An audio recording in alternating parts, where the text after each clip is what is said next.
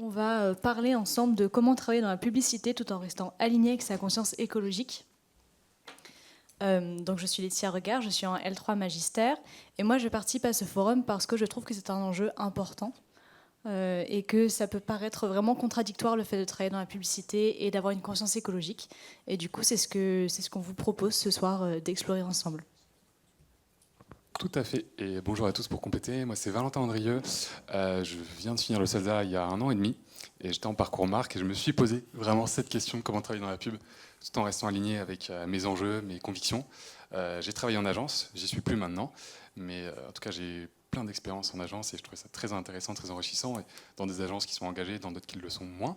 Et je pense que c'est un sujet qui nous traverse tous, que ce soit des enjeux écologiques, des enjeux sociaux, que ce soit nos convictions, nos valeurs, différentes marques, différents projets. Enfin, chacun a un peu sa vision de l'engagement et ses propres convictions, mais ce qui nous rassemble, en fait, c'est quand même la manière dont on peut publiquement et comment on peut, en groupe, entre guillemets, aussi y répondre. Et je pense que c'est un vrai sujet. Notamment aujourd'hui, on a quand même je pense de plus en plus, nous les jeunes, j'ai encore 25 ans, je peux encore dire les jeunes, on a encore tous quand même de la dissonance cognitive, voilà, et notamment en vrai en publicité, en communication, on se dit que est-ce que ce que je fais dans mon quotidien, est-ce que le fait, je sais pas, d'être végétarien, de moins prendre l'avion, si de l'autre côté je fais une campagne pour Total Energy, ça s'équilibre. Donc c'est des questions qu'on peut être amené à se poser. Je pense que c'est important de se les poser tôt, notamment qu'on est encore étudiant, qu'on n'est pas vraiment rentré dans le monde professionnel et du coup de faire les bons choix au plus tôt. Et puis pour certains, pour finir sur cette micro-introduction, c'est aussi une question un peu plus douloureuse de l'éco-anxiété, parce que forcément c'est quelque chose qu'on peut subir, de perdre du sens, de ne pas voir l'aboutissement de nos actions, ou au contraire de voir un impact négatif dans nos actions. Et en fait, le principal remède, entre guillemets, de l'éco-anxiété, qui n'est absolument pas une maladie, qui est tout à fait normale, c'est l'action, le passage à l'action. Et donc ça peut être dans notre vie perso, mais aussi dans notre vie professionnelle, qui prend quand même beaucoup de place. Donc on va en parler aujourd'hui.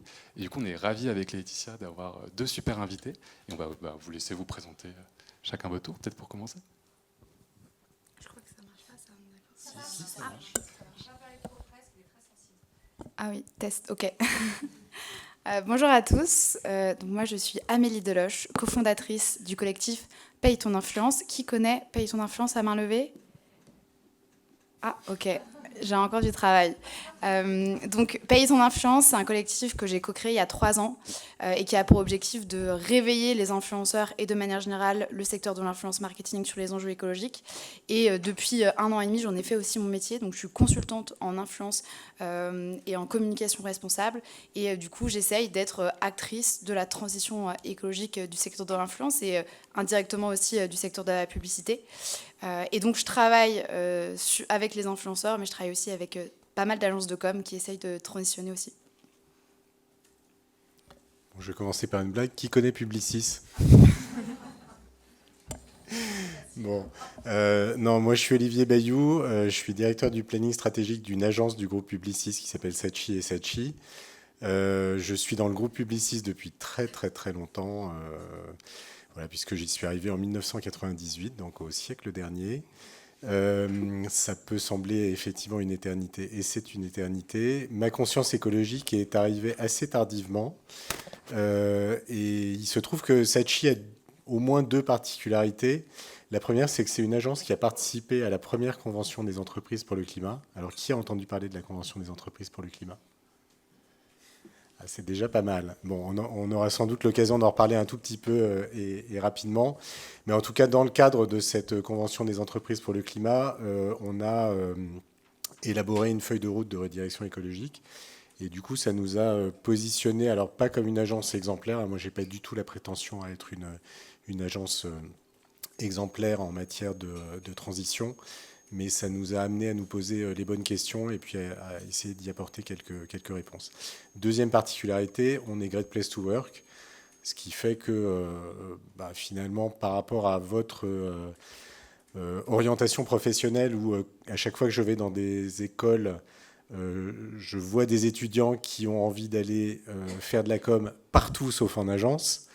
Dites-vous qu'il y a quand même des agences dans lesquelles les gens sont heureux, ça fonctionne bien, ils arrivent à concilier vie professionnelle et vie personnelle. Ils peuvent vivre aussi leur engagement de façon positive. Voilà, donc c'est ça que je voulais dire en introduction très rapidement. Et mon métier, effectivement, c'est le planning stratégique et la RSE depuis quelques années, puisque je suis directeur du planning stratégique et de la RSE de l'agence Saatchi et Saatchi. Est-ce que, Olivier, tu peux juste préciser ce que c'est un planeur stratégique? Parce que j'imagine qu'on a peut-être des L3 qui ne connaissent pas vraiment encore ce métier. Oula, alors si vous avez 3 heures, je peux vous le raconter. Ma mère n'a toujours pas compris ce que c'était que ce métier. Grosso modo, dans une agence, il y a des créatifs. Ils font des campagnes, voilà, mais ils ne les font pas à partir de rien. Ils les font en général à partir d'une direction stratégique ou d'une orientation stratégique qui est donnée par des planeurs qui ont travaillé pendant un certain temps sur le brief du client. Donc le client dit je veux faire une campagne pour retourner la table sur tel sujet ou pour expliquer pourquoi c'est mieux d'aller chez moi que chez mon concurrent. Nous, on va triturer le brief du client jusqu'au moment où on va avoir quelques convictions à les présenter aux créatifs et à partir desquels ils vont pouvoir travailler. Voilà, donc ça consiste principalement à ça. Le métier de planeur stratégique. Et alors pour le coup, c'est le métier que je fais depuis que je suis arrivé chez Publicis. Et c'est un métier dans lequel j'ai eu des hauts et des bas, mais jamais je me suis ennuyé. Donc c'est quand même un métier super. Enfin, il faut s'y intéresser. Il faut s'y intéresser et c'est sans doute l'un des plus beaux métiers à faire en agence. Et donc, je propose de commencer sur notre premier axe, qui est peut-être un peu vaste, mais comment porter à la fois un discours marchand et un discours engagé? Comment faire coexister les deux? Peut-être pour dégrossir un tout petit peu avant, parce que c'est vrai que c'est une question très théorique. On va un peu aller de la théorie à la pratique, globalement, aujourd'hui. C'est effectivement, en fait, cette question de l'engagement, du discours marchand, discours engagé, en fait, c'est quelque chose pour certains qu'on considère comme paradoxal. Voilà, c'est pas possible de à la fois vouloir vendre quelque chose et vouloir porter un message positif, un message d'engagement. Pour certains, c'est ce qu'on appelle vraiment la communication responsable aujourd'hui. J'imagine que c'est quand même 2 grands adeptes de la communication responsable, donc vous allez pouvoir nous en parler. Et puis, en fait, c'est plus simplement, plus concrètement, c'est comment en fait on peut faire de la bonne com, comment on peut faire juste de la com éthique, transparente. Enfin, c'est un peu des b.a.-ba pour certains, mais qui sont pas forcément acquis par tous. Et du coup, on va vous donner la parole là-dessus. On a un peu des micro questions plus ciblées par rapport à justement vos profils et vos parcours. Et peut-être pour commencer, Olivier, toi, en tant que planner strat, je pense du coup tu en as parlé, tu es quand même très intéressé vers la voix du consommateur, les attentes du consommateur. C'est quand même une part du métier du planning stratégique. Et du coup, comment les orienter, comment les concilier avec les attentes des marques, des entreprises, des organisations. Et pour toi, du coup, comment en fait on peut concilier ces 2 attentes et ces 2 messages d'engagement et marchand? Alors, il y a beaucoup de questions dans la question. Je vais essayer d'apporter quelques éléments de réponse. Le premier, c'est, je pense que quand on a une conscience écologique et qu'on travaille en agence, on se pose forcément la question de savoir si on a eu raison de choisir ce métier-là. Si on choisit de partir, ça veut dire qu'on laisse à d'autres le soin de faire le taf à notre place. Et si on laisse à d'autres le soin de faire le travail à notre place, j'ai l'impression qu'il ne faudra pas trop s'étonner si les choses ne bougent pas. Voilà, donc ça, c'est un premier point de vue, qui est un point de vue, on va dire, assez personnel par rapport au sujet, mais qui correspond à une démarche qui est une démarche éthique. C'est-à-dire la première fois où moi j'ai eu à refuser de travailler sur un sujet, évidemment, ça a soulagé ma conscience parce que je me suis dit, oui, je ne vais pas avoir à travailler sur ce sujet-là. Mais c'est ma voisine de bureau qui a travaillé dessus. Donc au final, bon, moi je me suis donné bonne conscience en disant je ne veux pas travailler là-dessus. Et puis finalement, l'agence a quand même travaillé sur le sujet en question. Et à l'époque, j'étais un jeune planeur, je n'avais pas la possibilité de remuer le comité de direction et de dire voilà, je ne suis pas d'accord, il faut faire différemment, il faut... voilà. Donc ça, c'est un premier élément de réponse. C'était quoi les questions en fait? C'est concrètement comment tu gères les attentes des consommateurs et les attentes des marques? Alors, les attentes des consommateurs, pour un planeur, c'est du pain béni. Parce qu'on se dit, finalement, si on est face à un client qui n'a pas envie de bouger, on va utiliser ce qu'on connaît du consommateur pour lui dire, c'est ça qu'il faut utiliser pour bouger.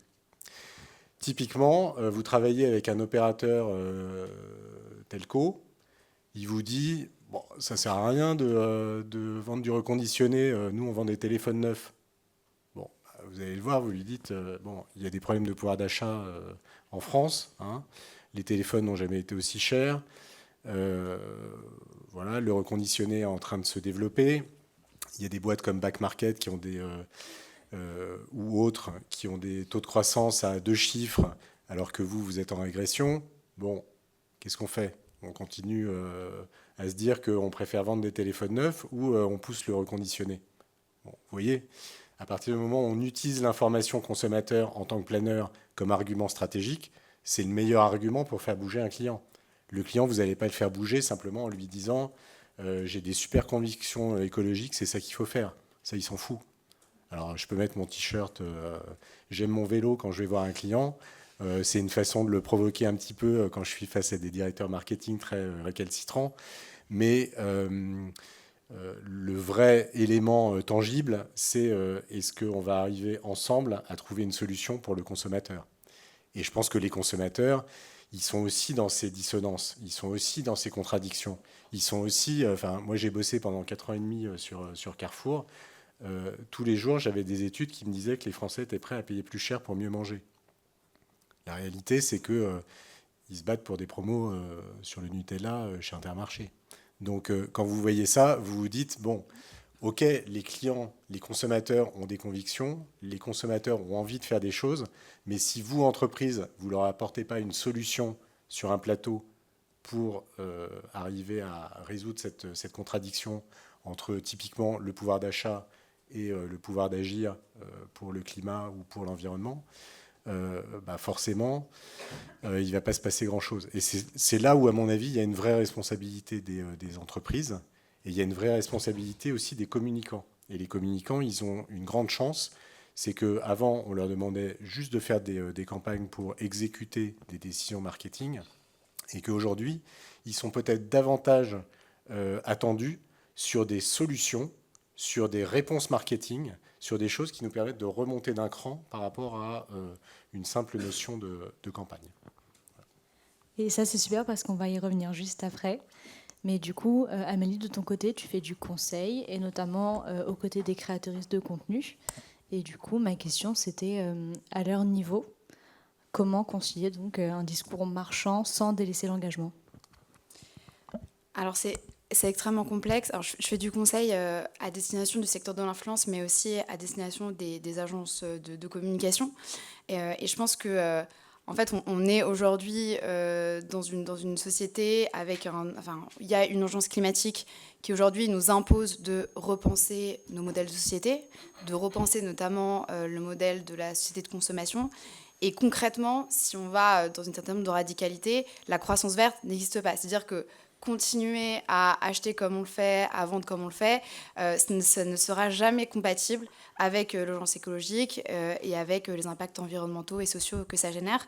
Et donc forcément, c'est extrêmement complexe aujourd'hui pour le secteur de la publicité, que ce soit les agences de com qui créent justement des campagnes pour les marques, mais aussi les influenceurs, hein, concrètement, qui sont aujourd'hui des personnalités qui permettent aux marques aussi de toucher des audiences toujours plus larges. Mais c'est extrêmement complexe de faire coïncider un discours marchand qui va appeler à une consommation, souvent qui n'est pas nécessaire. Et d'ailleurs, même appeler à la surconsommation de seconde main, c'est pas forcément éthique non plus, hein. Ça change pas la problématique qui est de la surconsommation de base. Et donc, il y a cette difficulté à se dire comment on fait aujourd'hui pour, dans ce contexte économique qui finalement nous enferme dans certains schémas, de dépasser ça. Et c'est un peu une question à laquelle il est difficile de répondre. Mais en tout cas, ce qui est sûr, c'est qu'il faut repenser aujourd'hui la manière dont on consomme. Il faut surtout repenser nos imaginaires de société, repenser nos normes sociales et qu'ils soient de plus en plus décorrélés de cette consommation-là. Et ça nécessite forcément, in fine, de laisser certaines choses derrière nous. Par exemple, je reviendrai notamment sur la question du greenwashing, qui est aujourd'hui finalement le symptôme justement de cette difficulté à associer une consommation et la transition écologique. Les entreprises, elles voient bien qu'elles doivent de plus en plus mettre en avant une certaine forme d'engagement écologique, mais elles ne sont pas forcément capables de réussir à avoir, à concrétiser les ambitions qu'elles mettent en avant, notamment à cause du côté business model qui ne peut pas forcément être totalement compatible avec ça. Et donc, ça crée du greenwashing, ça crée une certaine forme de croyance que la société va vers le mieux, alors que ça ne va pas du tout vers le mieux, et que les entreprises aujourd'hui ne sont pas du tout à la hauteur de la transition écologique. Et ça, il y a aussi une responsabilité, je pars un peu dans tous les sens, mais il y a une responsabilité sur le greenwashing, notamment du côté des agences. Toi, tu as de la formation de tes équipes, etc. Mais il n'y a pas énormément aujourd'hui d'agences de communication qui vont concrètement aller former leurs équipes sur la question du greenwashing. Et donc, c'est un greenwashing qui va se démultiplier aujourd'hui dans la société. Et ça touche aujourd'hui, si je reviens à mon sujet principal qui est les influenceurs, ça touche aujourd'hui les créateurs de contenu qui ne sont pas sensibilisés aux questions du greenwashing et qui vont concrètement essayer d'avoir un discours marchand qui est un peu plus éthique en travaillant avec des marques qui vont leur dire non mais t'inquiète, notre produit il est plus éthique, etc. Mais qui vont en fait servir juste le greenwashing de grandes entreprises qui n'ont d'intérêt que pour vendre. Je ne sais plus exactement ce que c'était la question de départ, mais... Oui, ça répond très très bien. Okay. Et du coup, justement, par rapport à ce greenwashing-là, tout en évitant donc ce défaut, comment orienter les stratégies des marques? Quelle stratégie développer pour inciter à des comportements plus éco-responsables et aussi peut-être développer des comportements plus éco-responsables? Je pensais notamment dans la pub aux nouveaux imaginaires. Alors, le greenwashing, on pense souvent que c'est intentionnel et c'est une forme de volonté délibérée des marques et des agences de tromper le consommateur. Je ne suis pas en train de dire que ce cas de figure n'existe jamais, mais la plupart du temps, le greenwashing, c'est plutôt de la méconnaissance. C'est pour ça qu'il y a besoin de faire de la formation, énormément de formation, sur le sujet du greenwashing. Il faut expliquer ce que c'est, il faut expliquer pourquoi c'est emmerdant, et c'est très emmerdant du point de vue des entreprises qui font bien les choses, parce que celles qui font du greenwashing brouillent les pistes auprès du consommateur et font passer des vessies pour des lanternes. Et donc ça fausse la concurrence sur ces sujets d'engagement des marques. Donc c'est pour ça que le greenwashing est un sujet grave pour les entreprises et pour les marques. Après, effectivement, j'ai l'impression que c'est particulièrement difficile d'accompagner la formation parce que, en fait, le greenwashing, ça nous arrive aussi parfois parce qu'on s'enthousiasme pour une démarche ou même le client est super enthousiaste sur un truc qu'il a fait et il ne s'est pas posé les bonnes questions. Donc le vrai sujet, c'est de voir comment est-ce que nous, on va l'accompagner pour lui dire le greenwashing, en fait, il faut à la fois pour l'éviter, il faut que ce que tu dises soit vrai, soit proportionné. Il ne faut pas que tu utilises des raccourcis. Il ne faut pas que tu utilises des images simplistes. Voilà. Et ça, pour le coup, c'est un peu les grandes habitudes de la pub. Dans la pub, on simplifie les choses, on radicalise, on amplifie. Voilà. Donc, toutes ces figures de style auxquelles on est très habitué, il faut qu'on s'en méfie quand on parle de sujets d'environnement. Donc ça, c'est un point essentiel sur le greenwashing. Donc je pense qu'on n'a jamais fini de former les équipes et des agences et des annonceurs sur ces sujets de greenwashing. Et pour les former, il faut évidemment regarder ce que fait la RPP, puisqu'il y a des préconisations en matière de développement durable et de communication autour des sujets de développement durable de la RPP. Mais il faut regarder aussi ce que disent et ce que font les associations. Parce Olivier, que parfois, en fait, c'est pas... Pardon, petite question. Qu'est-ce que c'est les RPP ? Alors, la RPP, c'est l'autorité de régulation des professionnels de la publicité. Voilà, donc, pour donner un exemple très concret de ce que fait la RPP valide tous les scripts des films qui passent à la télé.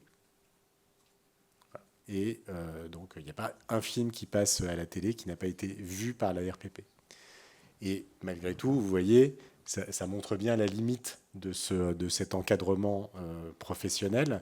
C'est que oui, c'est bien checké au préalable, mais après, dans ce que vous voyez en tant que consommateur, parfois, il y a des choses qui vous choquent. Donc, vous voyez bien que cette sensibilité de la société, c'est quelque chose qu'il faut que nous, planeurs stratégiques, évidemment, mais nous, agences et nous, marques, on soit capable de sentir. Il faut sentir ça, parce que si on ne le sent pas, si on se dit on va juste appliquer les règles qui nous sont données par l'autorité de régulation de la pub, bon, là encore, on s'est dédouané par rapport à quelque chose, enfin, on s'est donné bonne conscience, mais déjà, respecter les règles de la RPP, c'est déjà super bien. Voilà. Mais il faut aller un cran plus loin. Et du coup, au-delà de la question de formation des équipes, et notamment aux notions de greenwashing, dont tu disais dans lesquelles tu disais qu'on tombait facilement lorsqu'on fait de la publicité, quel est votre pouvoir sur les publicités, justement, en ayant conscience, en admettant que les équipes connaissent le concept de greenwashing et souhaitent l'éviter? Alors, après, il y a effectivement, au-delà, le greenwashing, c'est le dérapage. Après, l'intention de faire de la communication sur des sujets de responsabilité environnementale ou sur on va dire des mieux, ça amène à la notion de communication responsable. Et la communication responsable, c'est pour une agence et pour une marque avec laquelle elle travaille, ça va être de limiter les impacts négatifs de ce qu'on fait et puis d'augmenter les impacts positifs. Alors vous voyez, avec une définition comme ça, on peut rentrer énormément de choses. Il y a des impacts qui vont être des impacts directs. Donc typiquement, ça va être combien est-ce qu'on a, on a consommé, on a émis de carbone en produisant un spot de pub, par exemple. Bon, ça, si vous ne posez pas la question, s'il n'y a pas quelqu'un qui mesure et si vous ne mettez pas en place un dispositif d'éco-prod, vous n'allez jamais réussir à réduire cet impact direct de la publicité sur le climat. Mais ça, en fait, c'est une partie finalement assez faible. C'est la partie émergée de l'iceberg. La vraie partie costaud, c'est les impacts indirects. C'est ceux qui sont autour des récits, autour des imaginaires, autour de... on a parlé de la société de consommation. La société de consommation, elle a été forgée en grande partie grâce à notre métier qui est la publicité. Voilà. Et puis elle se développe encore aujourd'hui, encore plus, avec des formes insidieuses de publicité comme le retargeting, comme l'influence, où finalement on ne sait pas toujours si c'est vraiment de la pub, où on n'a pas forcément conscience que c'est de la pub. Voilà. Quand vous regardez un spot de 30 secondes sur TF1, vous savez quand ça commence, vous savez quand ça finit, et vous savez que c'est de la pub. Donc vous savez que c'est une marque qui a un truc à vous vendre. Donc vous êtes conscient en tant que consommateur qu'on est en train de vous raconter une histoire. Et une histoire qui a été où la marque a payé pour avoir le droit de vous raconter cette histoire. Bon, quand c'est de l'influence ou quand c'est du retargeting publicitaire, ça vous saute aux yeux et puis vous n'avez rien demandé et puis vous ne savez pas forcément que c'est de la... Alors, du retargeting, vous savez que c'est souvent de la pub, mais parfois, on vous retarget un truc sans que vous ayez vraiment l'impression ou la volonté d'avoir consenti à être exposé à ce message. Voilà. Donc, pour aller un cran plus loin, effectivement, le sujet des imaginaires, c'est le sujet sur lequel on a finalement le plus d'impact, nous, agences de communication. C'est quelle société on montre à travers la publicité, ou quelle société on montre à travers la communication, ou quelle société les marques sont en train de construire. Voilà, si elles veulent construire un monde plus responsable, effectivement, il faut qu'elles s'interrogent sur ce qu'elles montrent, sur ce qu'elles montrent et sur ce qu'elles démontrent, sur les produits qu'elles vendent, sur les produits qu'elles poussent, sur est-ce que finalement... quand elles font un spot de pub ou quand elles font une action de communication, est-ce que cette action est fondamentalement utile? Est-ce que le produit qu'elles vendent est utile? Voilà, les agences qui poussent les marques aussi dans leur retranchement sur ces sujets-là, et puis les marques qui se posent ce genre de questions, elles sont vraiment dans une approche plus responsable de la communication, mais au-delà de ça, elles sont en train de questionner leur business model. Elles sont en train de se poser la question de savoir pourquoi elles existent. Donc ces questions existentielles qui sont souvent accompagnées par les agences quand on travaille par exemple sur la raison d'être d'une entreprise, fondamentalement c'est des questions intéressantes et c'est des questions qui font progresser la responsabilité. Et est-ce que tu as des exemples concrets justement de spots, ou de campagnes, ou de marques qui justement aujourd'hui ont promu des nouveaux imaginaires, des imaginaires plus responsables? Alors, il y a deux façons de promouvoir des imaginaires. Il y a une façon, on va dire, un peu ce qu'on appelle les pédagogies invisibles.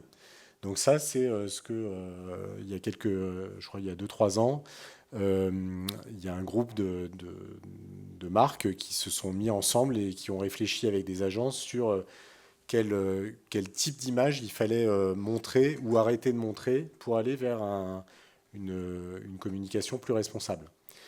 Donc, exemple, on arrête de montrer quelqu'un qui est tout seul au volant de sa voiture. Exemple, on arrête de montrer des gens qui gaspillent une ressource naturelle comme si elle était sans limite.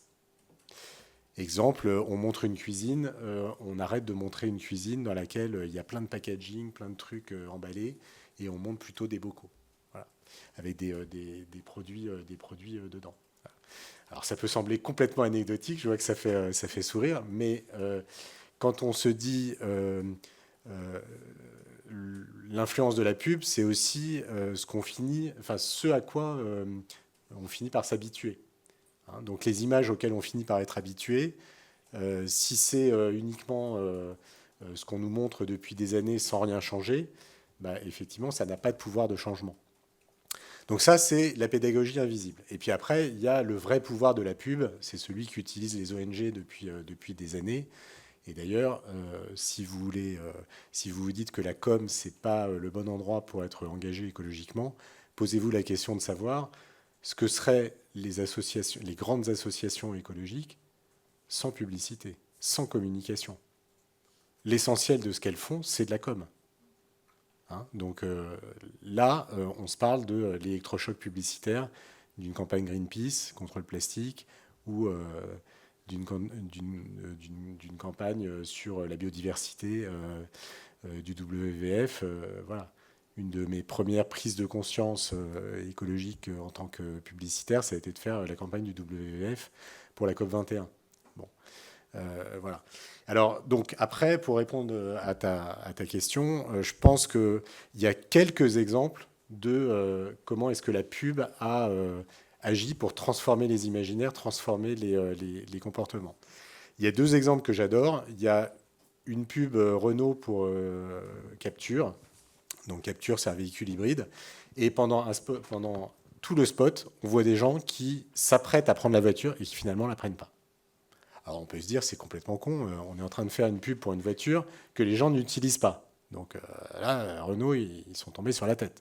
Publicis avec. Bon, la réalité, c'est pas ça. La réalité de ce que cette campagne montre, c'est qu'on a un rapport social, culturel à l'automobile qui est un rapport d'addiction. C'est-à-dire qu'on utilise la voiture pour un oui, pour un non. Et que l'utilisation plus responsable d'une voiture, qu'elle soit hybride ou finalement électrique ou thermique, à la limite, on s'en fout un petit peu. Le vrai sujet, c'est la transformation du rapport culturel à l'automobile, à l'objet automobile. Est-ce que cet objet, c'est un objet dont on ne peut pas se passer, ou est-ce que finalement, c'est un objet dont on peut se passer, voire même dont on doit se passer? Et les scènes sont extrêmement subtiles. C'est-à-dire qu'on voit un lever de soleil, la journée commence, et le type part travailler, il arrive dans son garage, on pense que la voiture va démarrer, et hop, il part avec son vélo. La scène suivante, on voit une maman qui attrape ses clés, les enfants sont en train d'attendre pour aller à l'école, ils attendent devant la voiture en se disant on va y aller, maman va nous emmener. Et là, elle leur fait un petit signe de tête en leur disant allez, on a le temps, on va y aller à pied. Après, on voit deux ados qui sont en train de se préparer pour une soirée, elles se maquillent, voilà. Il pleut, elles sortent, elles se précipitent vers la voiture, on sent qu'elles vont partir en soirée, on se dit, on pourrait se dire, c'est quand même très con de prendre sa voiture quand on sait qu'on va en soirée, que peut-être on va boire et qu'on va rentrer et qu'en plus il pleut. Bon, et en fait, elles rentrent dans la voiture, elles prennent juste un parapluie et elles ressortent. Voilà. Donc vous voyez, à travers des scènes comme ça, on arrive à démontrer un truc sur l'automobile que moi je trouve assez passionnant, qui montre que notre rapport à l'automobile, qui est un rapport d'addiction, peut basculer dans un rapport beaucoup plus responsable.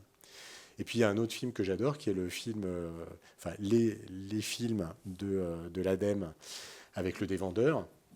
Voilà, et le dévendeur, alors ça va à contre-courant de tout ce que fait la pub, puisque c'est un mec qui est là pour nous expliquer qu'il va nous aider à consommer moins, ou qui va nous expliquer que ça sert à rien d'acheter ce polo en promo, puisque j'en ai un sur moi qui me va déjà super bien, et qui n'a pas l'air d'être usé. Donc voilà.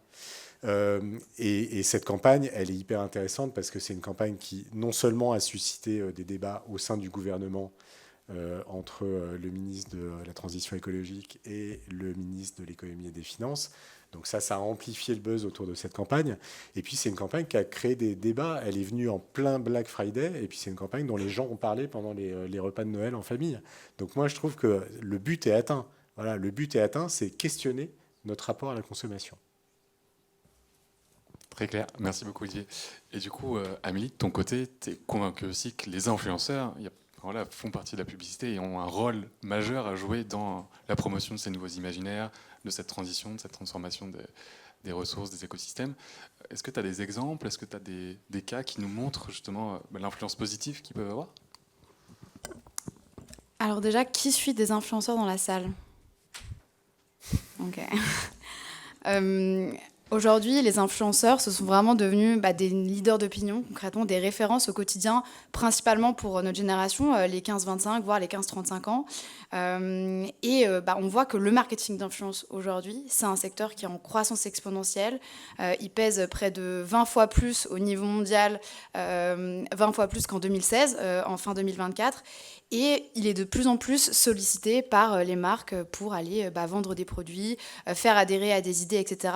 Et donc, les créateurs de contenu, aujourd'hui, ils sont vraiment devenus des communicants extrêmement efficaces, et d'ailleurs, même plus efficaces que la publicité classique. C'est pour ça que les marques font appel à eux, mais d'ailleurs, tout type d'entités, aujourd'hui, que ce soit les gouvernements, les associations, tout type d'entités font aujourd'hui appel aux créateurs de contenu, justement pour vendre leur message, pour faire adhérer à des idées.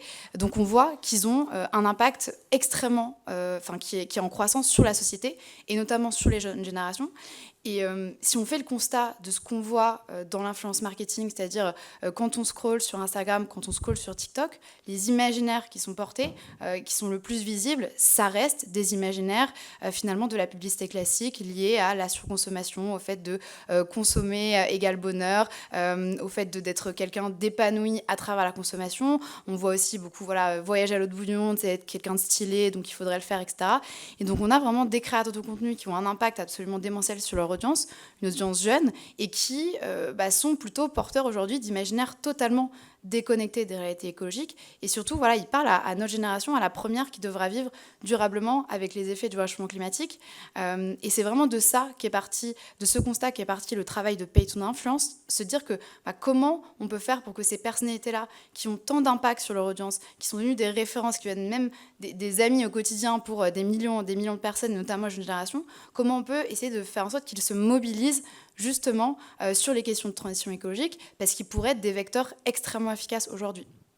Et je reviendrai très rapidement sur la question des imaginaires. Aujourd'hui, pourquoi on ne bouge pas dans la société? C'est parce qu'en fait, on a des messages contradictoires qui nous sont envoyés au quotidien. C'est-à-dire qu'à travers la publicité, on va nous dire il faut consommer pour être quelqu'un de stylé, pour être heureux dans sa vie.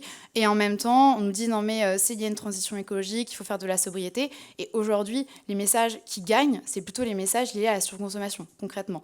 On voit par exemple que les jeunes générations, elles sont plus sensibilisées aux questions d'écologie, aux questions écologiques, aux questions de transition. Et pourtant, c'est aussi les générations qui consomment le plus de fast fashion, par exemple. Il y a un chiffre qui est sorti très récemment de La Poste. 22% des colis gérés par La Poste viennent de Temu et de Shein. Donc on voit une explosion de la consommation d'ultra fast fashion, alors qu'on sait aujourd'hui, on a les informations qui nous disent concrètement les impacts écologiques et sociaux désastreux de ce type d'entreprise, et pourtant on continue à consommer. Pourquoi ? Parce qu'on nous appelle à consommer tout le temps en fait. Parce qu'on est constamment, les imaginaires qui nous sont portés, les récits qui nous sont portés, qui sont les plus visibles dans la société, ça reste des récits liés à la consommation. Et ça, forcément, c'est aussi à cause des publicitaires, concrètement. Et donc, c'est pour ça qu'il y a un enjeu de transition de la publicité et surtout de faire émerger des nouveaux imaginaires et notamment des imaginaires portés par des entités beaucoup plus éthiques aujourd'hui. Et c'est comme ça qu'on pourra justement gagner la bataille des récits. Autre exemple, concrètement sur les réseaux sociaux, aucun gros influenceur n'a parlé de la COP29. Déjà que ça a été une COP assez polémique, etc., où la France n'y est pas allée, donc forcément beaucoup moins couverte par les médias. Aucun influenceur n'a parlé de la COP29. Elle s'est finie il y a une semaine. Dans 2 jours, c'est le Black Friday. Tous les créateurs de contenu, ou une très très grande majorité des influenceurs créateurs de contenu, vont faire des collaborations et vont parler du Black Friday. Donc on est dans une société où on voit que les messages écologiques, ils sont pas du tout assez représentés, pas du tout assez visibles par rapport aux modèles de consommation qui sont eux extrêmement présents et qui ont surtout les moyens d'être présents concrètement. C'est aussi une bataille financière, la question de la transition écologique. Les associations et les entités qui portent ces sujets-là n'ont pas les mêmes moyens financiers que les grosses marques qui, elles, peuvent finalement mettre en avant leur vision du monde et essayer de la faire perdurer au maximum pour faire grandir leurs profits. Et donc, si je reviens sur la question des influenceurs, aujourd'hui, on voit quand même que de plus en plus, notamment depuis la création de Paye ton influence il y a 3 ans, qu'il y a une certaine forme de prise de conscience d'une partie des créateurs de contenu. Et cette prise de conscience, elle est particulièrement drivée par l'audience. L'audience qui n'hésite plus à aller interpeller les créateurs de contenu sur leur impact écologique, sur le fait qu'ils prennent trop l'avion, sur le fait qu'ils en ont marre d'être appelés à la consommation tout le temps de X ou Y marques par mois.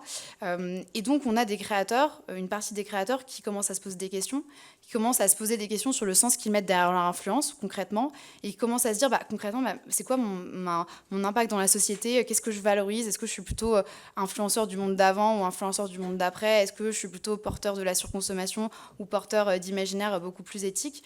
Et ça, c'est vraiment la dynamique qu'on a envie de faire perdurer avec Paye ton influence. Donc, on a, par exemple, des créateurs comme Swan Périssé. J'imagine que tout le monde connaît Swan Périssé. Donc Swan Périssé, aujourd'hui, elle est connue comme une créatrice extrêmement engagée, mais il y a encore 5-6 ans, c'était une créatrice de contenu assez classique qui faisait des partenariats avec des marques pas très engagées. Elle parlait pas du tout d'écologie. Elle a eu son réveil écologique et là, elle s'est dit « Ah oui, c'est ça que je veux faire maintenant. Je veux être actrice de la transition écologique, je veux sensibiliser ma communauté. » Et ça marche de ouf pour elle, concrètement. On a aussi d'autres exemples comme une influenceuse qui était lifestyle, mode pas du tout responsable, Le Coin d'Élodie, qui n'est pas extrêmement suivi, mais qui a à peu près 200 000 abonnés, pareil, qui a fait une transition écologique et qui aujourd'hui réussit à continuer à vivre de son influence, une influence beaucoup plus éthique.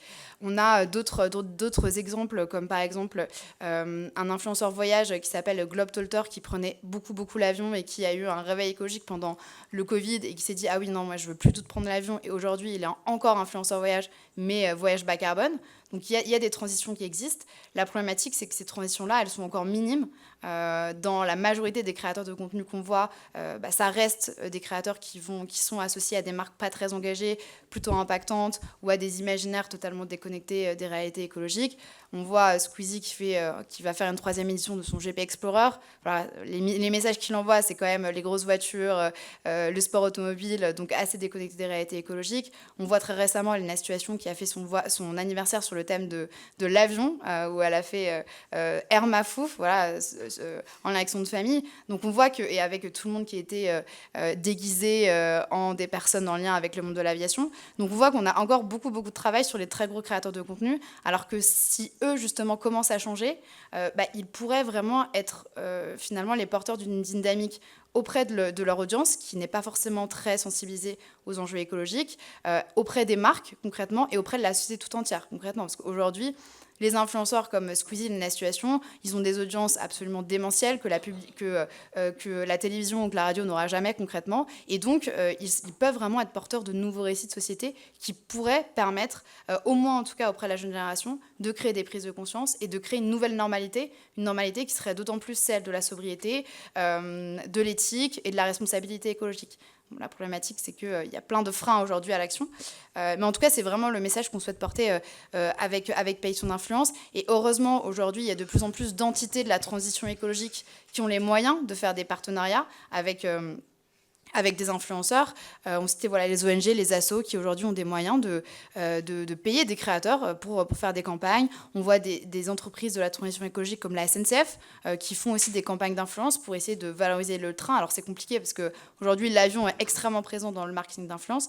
Mais voilà, donc on voit quand même qu'il y a de plus en plus de moyens de ces entités-là pour faire émerger leur sujet et de faire émerger des nouveaux récits. La problématique aujourd'hui, c'est comment on fait en sorte que les récits du passé, donc les récits de la surconsommation, les récits liés à des impacts écologiques et sociaux, puissent être beaucoup moins mis en avant.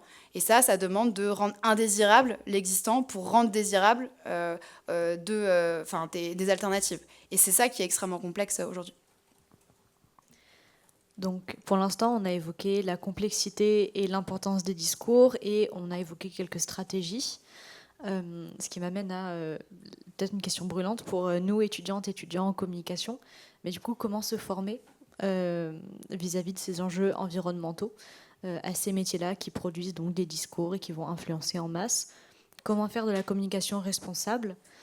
Quelles sont les évolutions à la fois au niveau des métiers et des pratiques professionnelles que vous observez? Qu'est-ce qui devrait bouger et qu'est-ce que nous, on peut amener et globalement, qu'est-ce qu'on devrait regarder quand on arrive dans ces métiers-là? Sur la question des formations, il y a plusieurs sujets. Je pense qu'il y a déjà, si je reviens sur mon réveil écologique, j'ai eu mon réveil écologique en 2017, suite à la lecture d'un livre qui s'appelle « Comment tout peut s'effondrer », qui est assez déprimant sur la question de l'écologie, mais qui est vraiment, m'a beaucoup secouée. Et ça m'a fait comprendre que la question écologique, ça allait me toucher à court terme et à moyen terme, et que je devais intégrer cette donnée dans l'ensemble de mes choix de vie, et notamment dans le choix de mon parcours professionnel. Donc, j'ai eu ce réveil écologique quand j'entrais en école de commerce. Alors, école de commerce, vraiment niveau zéro de l'écologie, quand j'y étais concrètement. Et donc, ça a été compliqué pour moi de trouver du sens aux cours que j'avais, à ce qu'on pouvait me dire, alors qu'à côté, j'avais un réveil écologique, ce qui faisait que j'allais me renseigner concrètement sur ces questions de transition. J'allais essayer d'identifier des penseurs et penseuses qui me semblaient intéressants à lire, à suivre, pour justement avoir une culture de la transition écologique qui soit la plus pertinente possible. Et donc, je me suis vraiment sentie seule quand j'étais en école, à me dire, mais en fait, je suis une des seules personnes que je connais qui est engagée. Mes professeurs, ils sont... Alors, je veux pas dire que toutes les personnes un peu plus âgées sont pas engagées, mais c'est des professeurs un peu plus âgés qui faisaient les mêmes cours depuis 10-15 ans, qui n'avaient rien changé. Et du coup, bref, les questions de transition écologique, elles n'étaient absolument pas traitées. Et en parallèle, du coup, je me suis engagée au sein d'un collectif qui s'appelle Pour un réveil écologique et qui, justement, a pour objectif d'aller essayer de dynamiser cette intégration de la transition écologique dans les formations. Et ça, c'est indispensable, concrètement. Parce que sans formation, sans recul par rapport aux questions écologiques, concrètement, on peut pas, en tant qu'étudiant et jeune diplômé, ensuite aller répondre aux enjeux de la transition écologique de manière pertinente et concrète. Donc aujourd'hui, il y a vraiment une responsabilité des écoles comme le CELSA et comme toutes les écoles de com, toutes les écoles de commerce et l'enseignement supérieur de manière générale, à aller former de manière pertinente les étudiants, vous, qui allez être ensuite les acteurs de la société de demain. Donc vous allez pouvoir soit plutôt porter le monde d'avant avec des schémas et des narratifs qui sont plus du tout pertinents avec la transition écologique, ou grâce à une formation pertinente, aller plutôt être porteur du monde de demain qui intègre justement ces questions de transition écologique. Donc il y a la question de la formation qui est indispensable. Elle doit se faire dans un cadre pédagogique en école, mais la curiosité, elle doit aussi venir de vous, au quotidien, essayez de vous former parce que vous n'aurez jamais une formation parfaite à travers le CELSA ou n'importe quelle école sur ces questions-là. Donc il y a un enjeu à suivre aussi les bonnes personnes, à essayer d'aller chercher l'information concrètement et à vous former au quotidien parce que, comme le disait Olivier, la transition écologique, ça évolue. Comment on y répond, c'est des questions qui évoluent de plus en plus. Et donc il y a cet enjeu-là à aller aussi faire le travail, d'aller soi-même se renseigner et essayer de suivre des personnes qui peuvent justement vous apporter cet esprit critique et vous apporter ces outils pour pouvoir être des acteurs de la transition dans les prochaines années. Super. J'en parlais juste pour compléter en disant que Point Rêve écologique est dans la salle où il y a tous les stands. Donc voilà, si vous voulez leur parler après, ils sont disponibles. Et tu veux relancer ? Je voulais juste compléter aussi, puisque tu mentionnais la responsabilité du CELSA. Et au CELSA, on est connu pour avoir une vie associative très remplie. Et je voulais remercier le CELS Green de participer au forum, parce que c'est important d'avoir des initiatives associatives aussi, pour justement se fédérer et pas être seul, et compléter un peu ce que tu disais sur à la fois la recherche personnelle et l'apport des institutions, et notamment de l'école. Voilà. Merci beaucoup. Et ben pour compléter, je pense que Olivier, tu nous as parlé tout à l'heure de la CEC, parce qu'effectivement, en tant qu'étudiant, on se forme, mais il faut former aussi les communicants qui sont en poste. Comment ça se passe et quoi les leviers en agence typiquement ? Alors moi, je dirais juste un mot quand même sur la formation. C'est vrai que comme les sujets de communication responsable, de transition écologique sont des sujets finalement assez compliqués, c'est indispensable de se former. Avec Amélie, on s'est connus effectivement pour un réveil écologique, et chez Publicis, on s'est intéressé très vite à cette association parce que ce qu'on voyait dans la presse, c'est des étudiants qui ne veulent pas aller travailler chez Total. Mais en fait, moi, je trouvais que ce qui était très intéressant dans Point Réveil écologique, c'était des étudiants qui demandaient à ce que dans les programmes des écoles, des universités dans lesquelles ils étaient, on intègre une formation à la transition écologique. Et ça, je trouve que c'est le point de départ d'une révolution dans l'univers pédagogique. Si les étudiants réclament une transformation de leur propre formation, là déjà c'est encourageant parce que ça veut dire qu'ils ont une prise de conscience par rapport à ce qu'on leur enseigne et par rapport aussi à ce qu'on ne leur enseigne pas encore et qu'on devrait leur enseigner. Voilà, donc pour ça, je pense que c'est un excellent exemple de la nécessité de former. Ça, c'est le pourquoi. Après, sur le comment, en fait, il y a plein de façons de se former. Et il y a encore 10 ans, il n'y avait quand même pas grand-chose.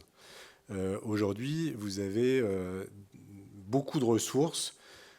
L'ADEME produit énormément de ressources. L'ADEME, c'est l'agence de la transition écologique. C'est eux qui ont fait la fameuse campagne du dévendeur.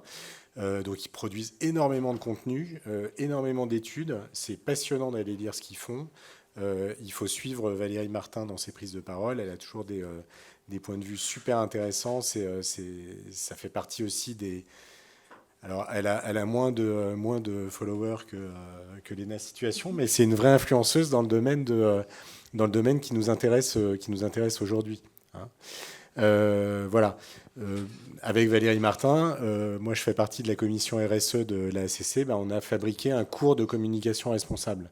Ce cours, c'est 170 slides sur la communication responsable. C'est en open source. Tous les étudiants, tous les profs peuvent le télécharger, l'utiliser, en faire ce qu'ils veulent, mais en tout cas en faire leur miel, et ils ont déjà une base de contenu sur laquelle ils peuvent travailler, avec beaucoup de chiffres, beaucoup d'exemples. Ça, c'est un bon exemple aussi d'éléments de formation. Et je me demandais, au-delà des éléments de formation, une fois que tu es en poste, comment dans ton approche du métier, tu peux justement favoriser cette communication responsable ? Alors, je pense que là encore, il y a l'électrochoc et le combat de tous les jours. Le fait d'avoir fait la Convention des entreprises pour le climat, pour nous, Saatchi, alors ça a impliqué le patron de Saatchi et moi en tant que planète championne. Voilà, donc il y avait 2 personnes pour chacune des entreprises qui ont participé à cette convention. Donc il y avait 150 entreprises qui ont participé à cette convention, et pendant grosso modo 1 an, à raison de 2 jours par mois, on a travaillé sur une feuille de route de redirection écologique et sur une prise de conscience. Donc là, pour le coup, ça crée un vrai électrochoc. Les 150 boîtes qui ont participé à la Convention des entreprises pour le climat, le point de départ, ça a été la sensibilisation de leurs dirigeants. Et donc, à partir de là, effectivement, ça a déclenché des choses sur comment est-ce qu'on questionne le modèle économique et comment est-ce qu'on remet le modèle économique en perspective dans une logique de transition et de limite planétaire. Alors, ça se pose de façon très différente pour des boîtes industrielles et pour des boîtes qui sont dans l'univers des services. Mais en tout cas, c'est une façon de vraiment questionner en profondeur et créer un électrochoc, prise de conscience des dirigeants. Après, dans une agence, quand on veut mettre en œuvre une feuille de route de redirection écologique, j'ai envie de dire, c'est vraiment un combat du quotidien et il faut sans cesse remettre le sujet sur la table. Parce que dans les agences, il y a à la fois un turnover assez important. Donc, si vous faites une prise de conscience à un instant T, nous, on a fait un Climate Day à l'issue de la Convention des entreprises pour le climat. On a embarqué toute l'agence dans le truc. On leur a expliqué pourquoi on avait fait ça.